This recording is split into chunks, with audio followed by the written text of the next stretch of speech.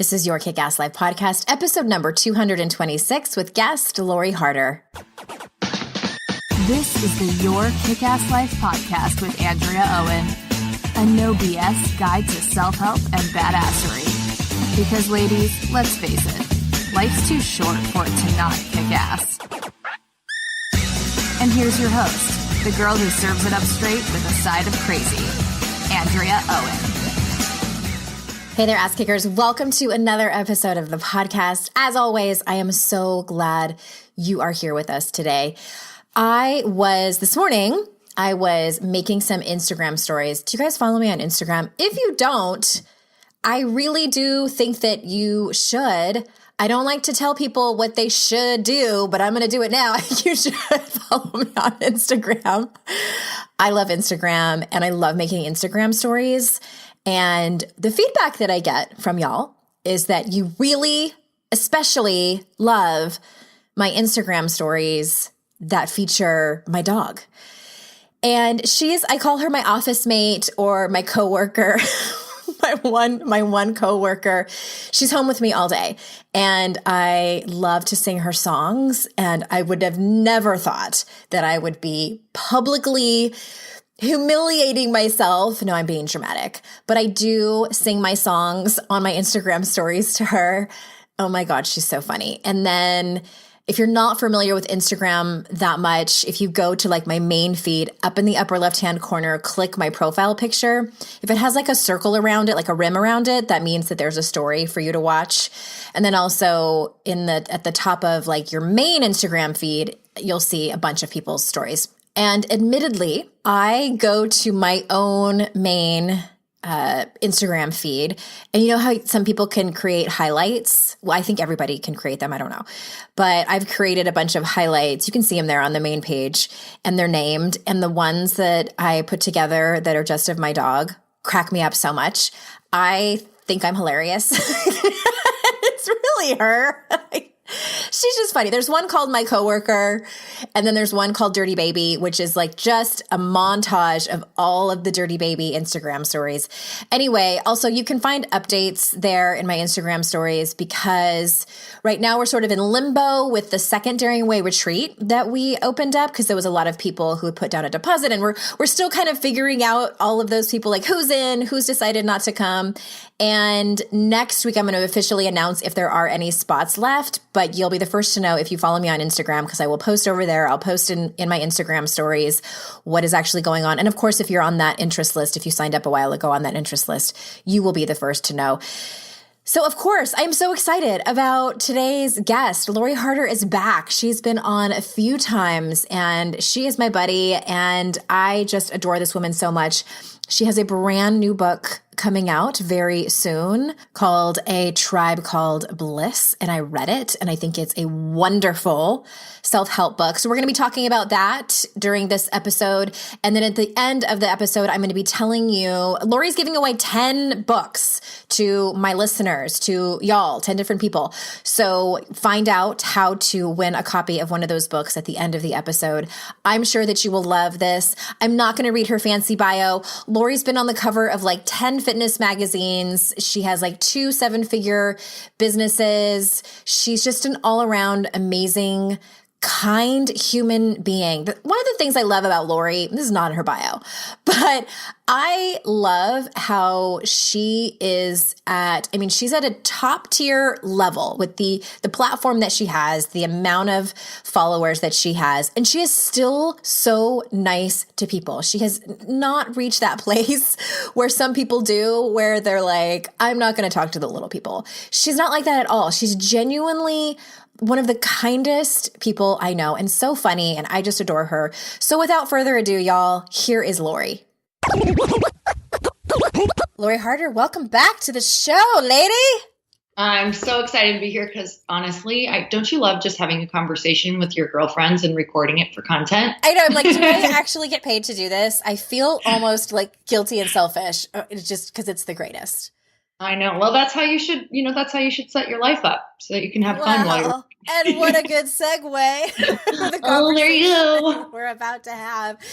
As I was telling people in the intro, this is Lori's third appearance here on the show. I highly encourage you to pop on over to the show notes. There's going to be a lot of interesting things, links in the show notes, I should say, including the 2 previous episodes that she was on for you to get to know more about her.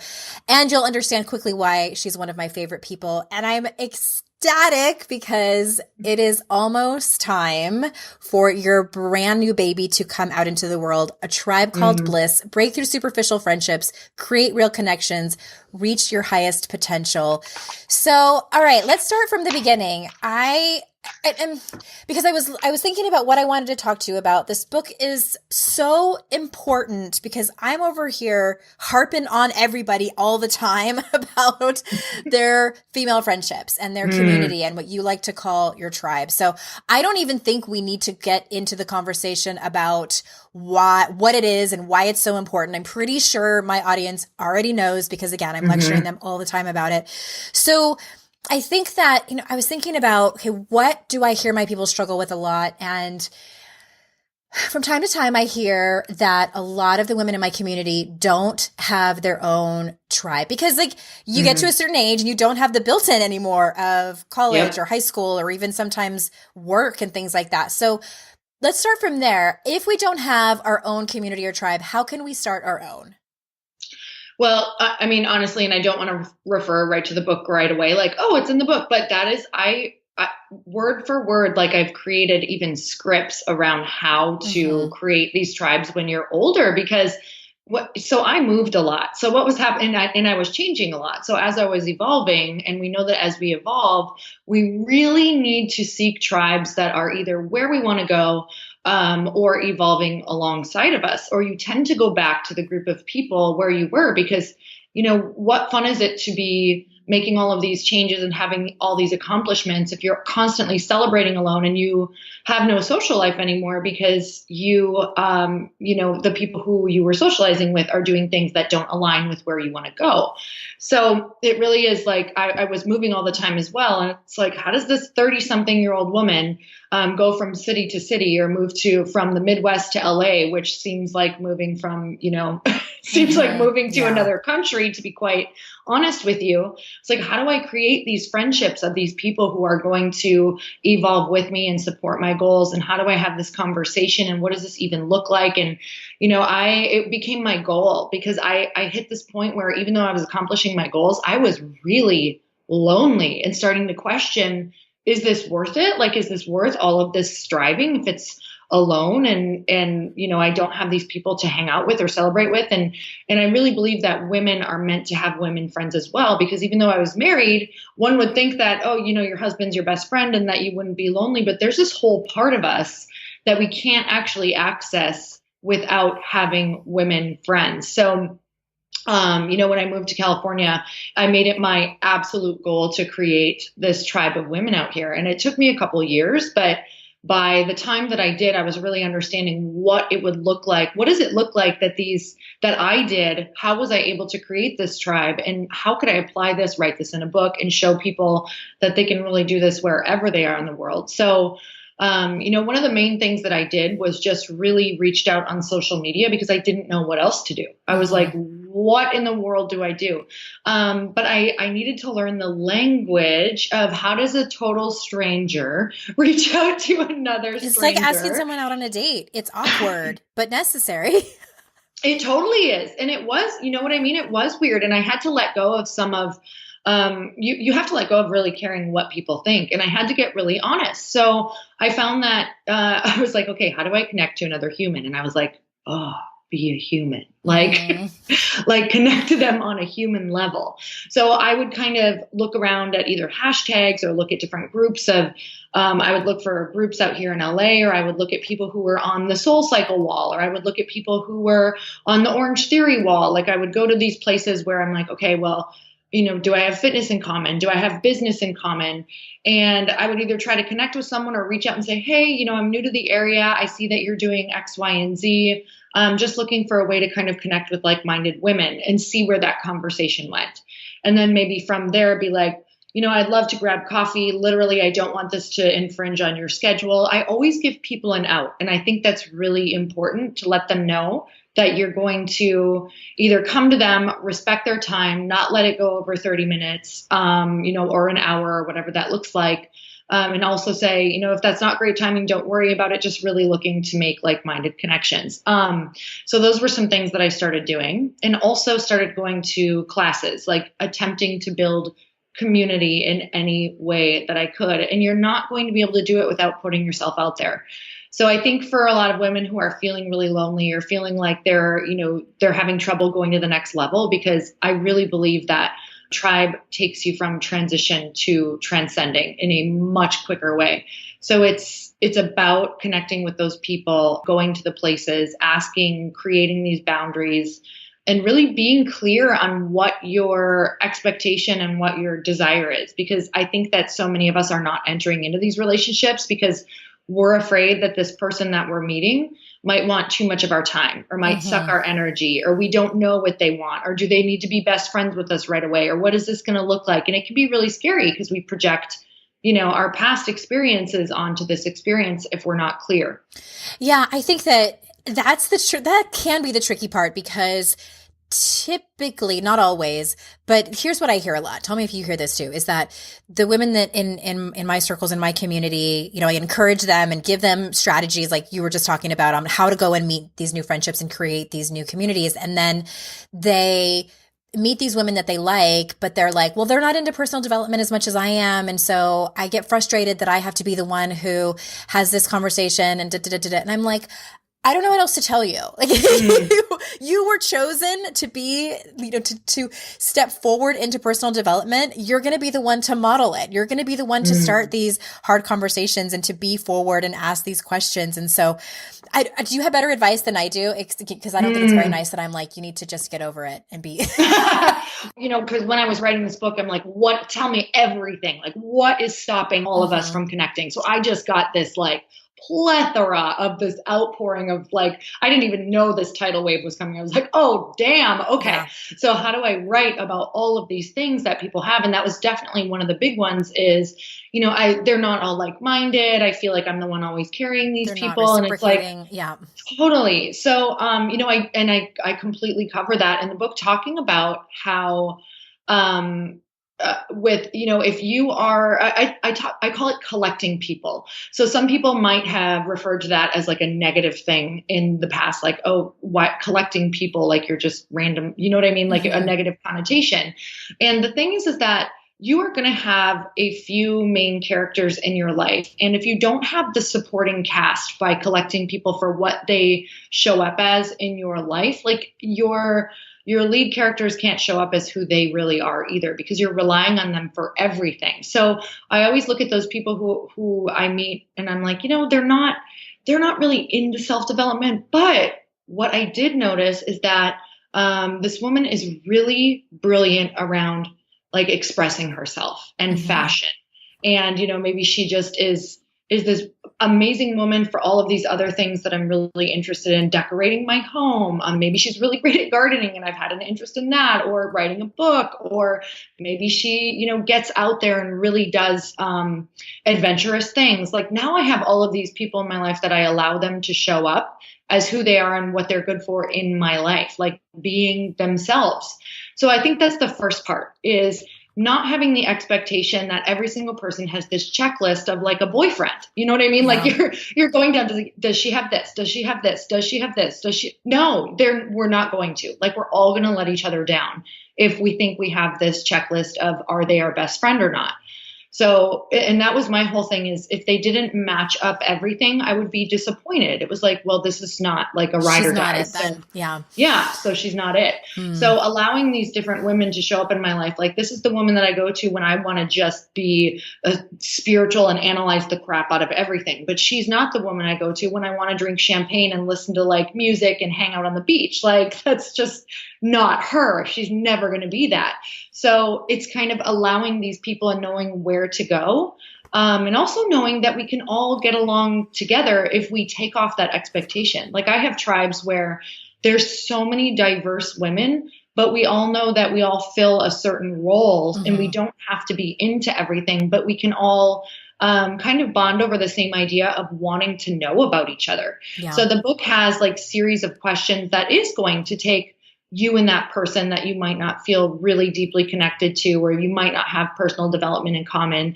And you can go through some exercises and be like, wow, okay, we just connected because we asked each other these questions that help us go to the next layer, that maybe you're not into personal development, but I had no idea you were into this. And this is so interesting to me.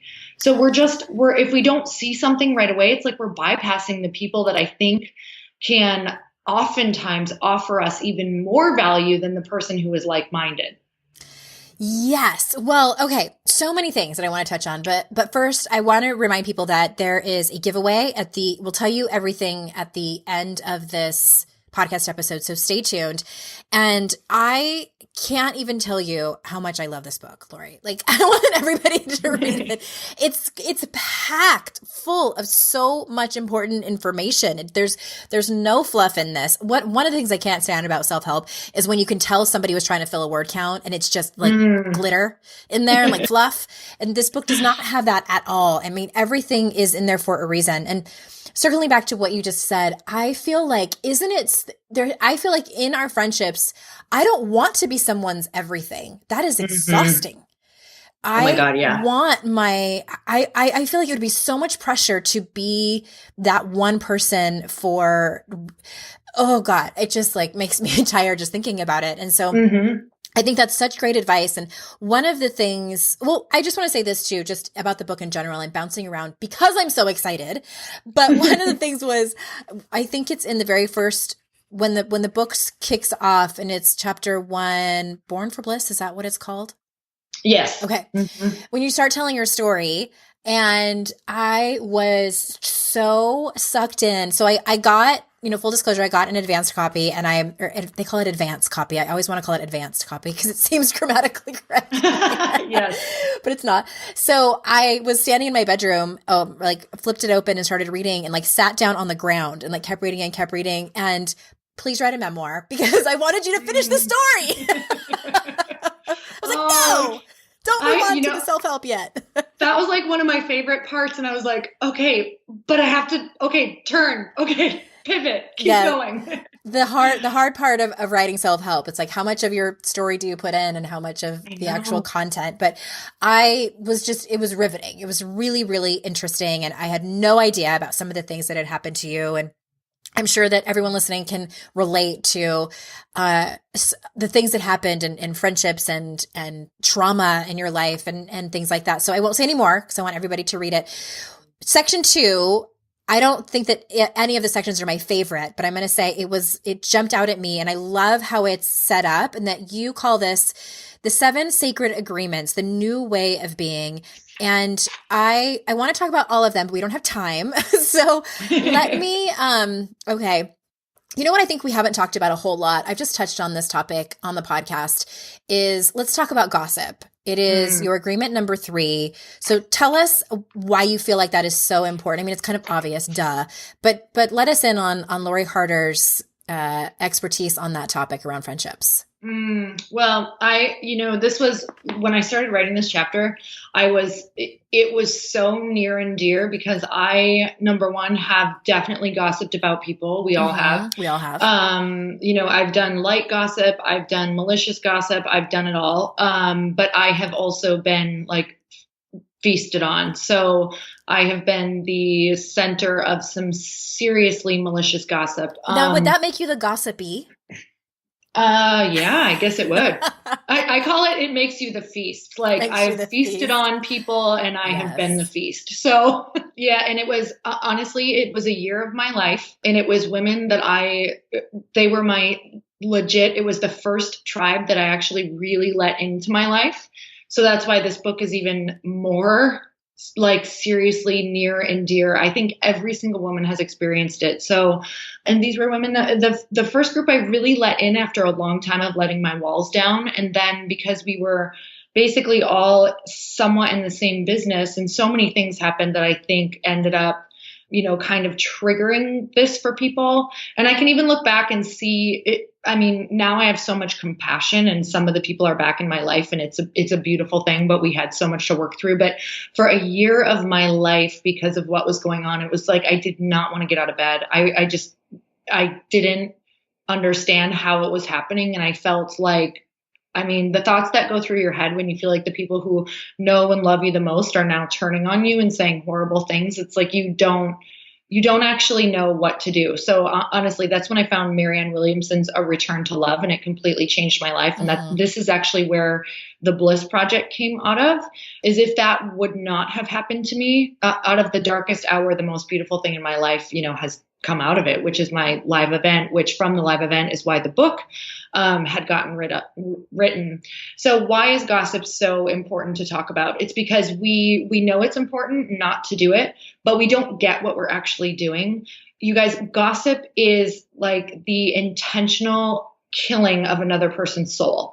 And I say that because I don't want you to take it lightly, because words can either give life or they can truly take away someone's life. I mean, and I think it's time that we start understanding what we are doing when we say malicious words, is that could actually harm someone to the point where we don't know what they're thinking or doing in their mind, because people and words are everything. And it's what we live and die by. So truly, think of a time when someone's given you life by breathing life into you, saying something to you, and it does change your life. It's like all of a sudden you can do anything and you have all of the energy and vitality in the world. You could run through a wall because of one sentence from someone that meant something to you. So imagine what, we can do on the extreme other end.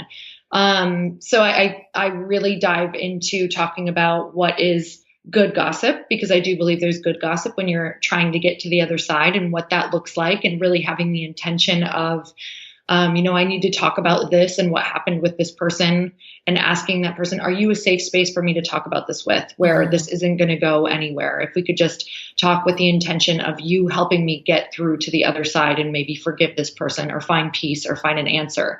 And that's when you can gossip. Maybe you have two girlfriends who you need to talk about something with, even though this other person is the topic of conversation. And then there's the malicious kind, where you are out, you're upset about something, they did something to you, even if it was the worst thing in the world, and now you're out to strip them of everything that they have and hurt them with your words. Yeah. And it's an energetic boomerang. So no matter how much you hate that person, no matter what they did, it's really coming back to you. And it's always a reflection. Like, gossip speaks so much louder than, energy or anything. It speaks louder than anything ever could. So when someone's gossiping to me maliciously about someone, I immediately shut down. Like, I'll say something to them or shut the door or walk away, because I know that if they're doing it with me, I'm about to be the feast. Like, they will go and do the same thing to me. It's just, it's like rule of thumb. That's the first thing that I know about someone, is if they're gossiping and this is what their main thing is, it will be your turn. No matter how close you think you are to that person, you will have a turn there as well. I agree. I want to tag on to that, in that I also think that it can be, because I've been in a group of people, a circle of women, and there was one woman who was a good friend of mine, and she knew a really juicy story. So it wasn't malicious necessarily. She knew a really juicy story about another woman in our circle, and she started telling it, and I immediately felt so uncomfortable. And I was like, oh my God, like I totally recognized it as gossip, and that person wasn't there. And I just felt like, I'm like, she probably would not appreciate if this person, and then my next thought was, wait a minute, I've told her personal things about my life. How do I know she's not? Oh shit. So it just, everything fell apart. And I actually interrupted her, and I know that I embarrassed her. And I just said, you know what? She's not here. And it makes me really uncomfortable to hear this story. I don't think that I want to hear it. And it was a really juicy story. Like, trust me, it was, but it was the principle of it. And it was so uncomfortable. Like, it immediately changed the energy in the circle. And to me, it just felt like I feel in those situations, and maybe even the ones that you described where it's malicious, hurtful stuff, that it's sadly, it's a bid for connection.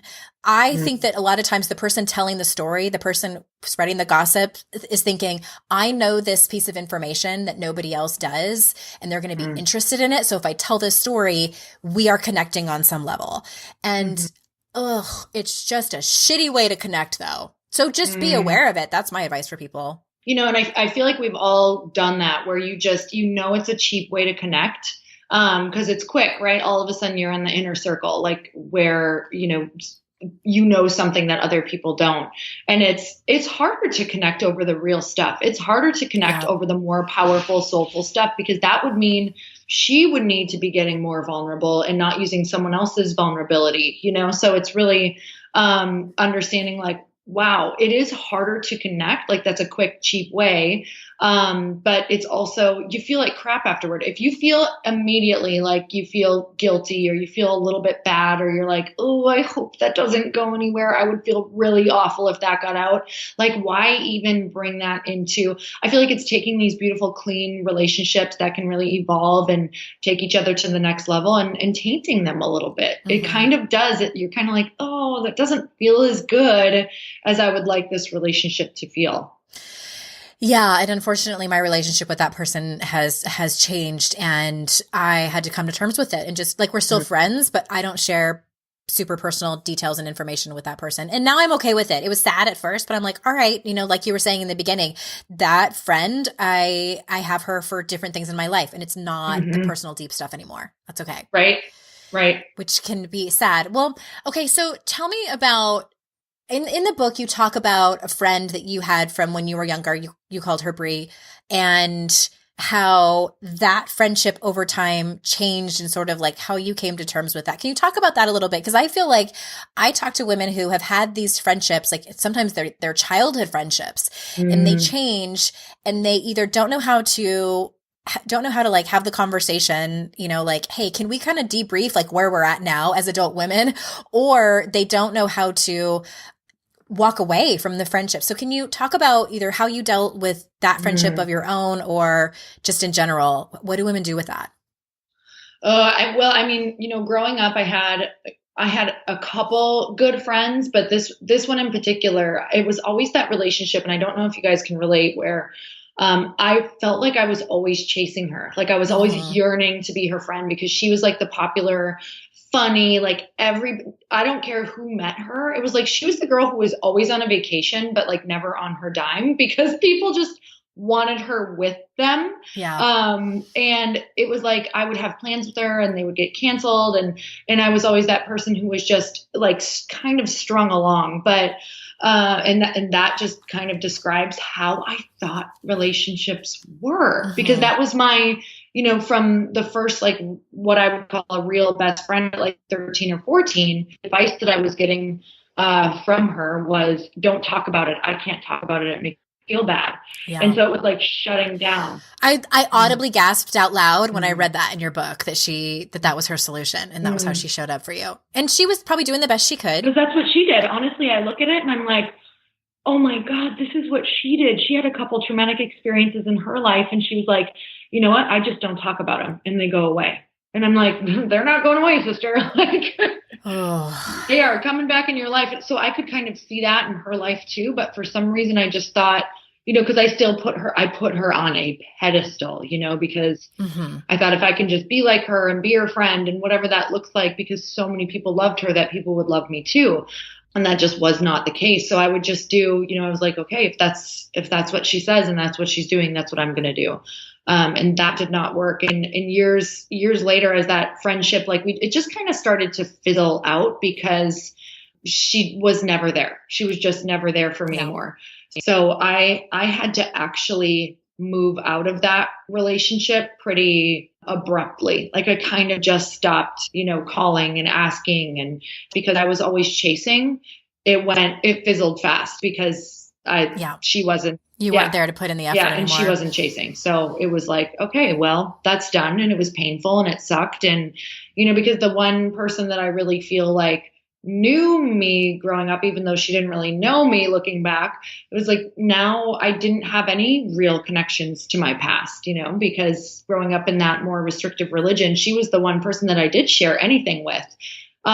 So it's kind of like I also had this place to become whoever I wanted to be. So you can kind of look at it that way. Like, yes, you might lose these relationships that were from your past and you went through all of these hard times with potentially, but at the same time, you have this big open like area that you can now step into creating relationships on terms that you want to create them. Like you can show up as yourself and have a relationship that people see you as you from the beginning.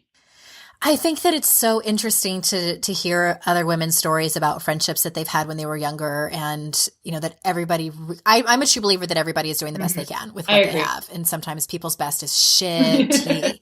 And I had a friendship. I talked about this on a podcast episode in February. If anybody caught my daily diaries back then, I had a friend who I met her just a couple of months after I married my first husband. So she was with me through the whole tumultuous ordeal I had in 2006. And, when my husband had an affair, got our neighbor pregnant, then I dated the guy who faked cancer and all of that. She was there. And then we kind of had a falling out. And anyway, it did sort of fizzle out because I moved and other instances. And then she came back into my life just last year. So I had already grieved her. And then she came back, and then I was like, I had to decide, what do I want to do? And I had to be really transparent. So it was the first time she and we'd been apart for kind of a decade, somewhere around there, but we had both grown a lot and were able to have that really hard conversation of her telling me all the shit that I had done to her that I kind of knew, but nobody had articulated it to me, which was kind of like a punch in the mouth, but it was true. And then me saying, I can't have you leave me again the way that you did. So if we are going to be friends again, if something goes wrong, you have to be honest with me because you can't leave me guessing. She ghosted me basically. And so we had a very tearful lunch and cried and apologized and forgave each other. And it's like, kind of like, we're back together. Like the band is back together. It's so weird. And the way she described it, she's like, who knows, maybe and she like did this thing with her hands, like a backwards hourglass. She's like, maybe we kind of needed to come apart in order to come back together. And it was really beautiful. And as I described in that other podcast episode, it doesn't always work out that way. Like I had let go of that friendship. And in some ways it felt like I was digging up a dead body. And I know that sounds really dramatic, but I think that we grieve our female friendships so hard sometimes. And it's not a thing that a lot of people talk about. We talk about grieving the loss of our intimate and romantic partnerships, but our girlfriends, I think, can be just as devastating, sometimes if not more devastating, but we don't leave a lot of room for that, I feel like. I think it's so important that you just said that because we can feel, I feel like with a guy, sometimes we can see where the falling out was, or we can see why they, not why, but we can see that they maybe got distracted by another woman or that they're, this woman had these qualities. But with a friend, you're like, what? Why couldn't you just be friends with them too? And me? And what changed? What made you feel so rejected by? And so we question ourselves, right? Like, what was so wrong with me that we still can't be friends? We're like, with a partner, you're like, well, he's with another person or she's with another person. Like, it just makes sense. But with a woman, you're like, why can't, isn't there room for all of us? There's room for everybody at the table. Exactly. So it can be even more like crushing. And I think that's really important because we do think that we when we enter into a relationship, we're almost like sisters, that like, I'm going to share my secrets with you. I want to just go there and have you for life. Like, and that's the thing is we're entering into these relationships with zero agreements. Like, so, it's the idea of, it's like they can just leave when they want to. And that's kind of traumatic as well. It's like, can we have like some sort of agreement where we're going to be there for each other? If we, if you do get into like more of a deep relationship where you say, I want to be here for you as much as I possibly can. And here's what it looks like. And if things get hard, let's see if we can run it through these agreements first. Like, let's see if we can take this problem that has come up through these agreements. And if not, let's at least have a conversation where you can part ways and I can part ways without feeling like we've lost ourselves. And that's what the book is. It's like, let's have these uncomfortable conversations by starting in the beginning with an agreement of, yes, let's try to have a really long-term, deep lasting connection. But if for some reason we can't, let's have a conversation about that too. So we can each leave not feeling, devastated. Yeah. Oh my gosh. I love that. Okay. So everybody, I'm just going to read really quick what the 7 sacred agreements are because I want everybody to be as excited about this book as I am. So, always be your own guru, release expectations, no gossip, don't take it personal, fierce boundaries, be authentic, fuck yourself and everyone else, which it's not fuck yourself. It's F yourself. I just thought it would be funny if I said that. So you have to read the book to find out what that F word actually is. And I have one more question for you before we wrap up, and we're going to tell everyone how they can win a free copy of the book. So my last question is super general. What can people expect this book to do for their lives? I think it's going to completely surprise you on how easy it is to create deep, lasting connections with women, and also what those connections are going to do for your life, accelerate you to where you want to go or how you want to feel faster than you can imagine if you follow the steps and the tools in this book. Yes. Okay. All right.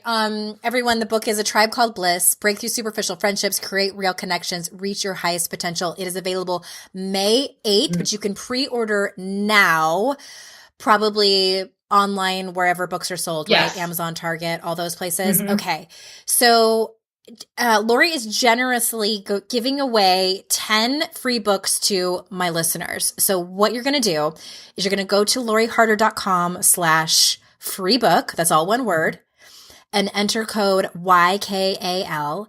And even if you don't win a free book, everybody that signs up there who's in the drawing gets access to a free workshop that you're doing. What is the free workshop again? Remind me. It's all about tribe and the 7 sacred agreements. So you guys get to get the inside scoop on all the juicy agreements that you'll learn about. So even if you don't get the book, you can get the workshop. I'm assuming you're teaching it, right? Yes, okay. I'm teaching it. Mm-hmm. So we're going to hang out for an hour and you get to learn all the good stuff with that. Live online workshop with the Lori Harder. So all of that information that I just mentioned is going to be in the show notes, everybody, so you can jump on over there.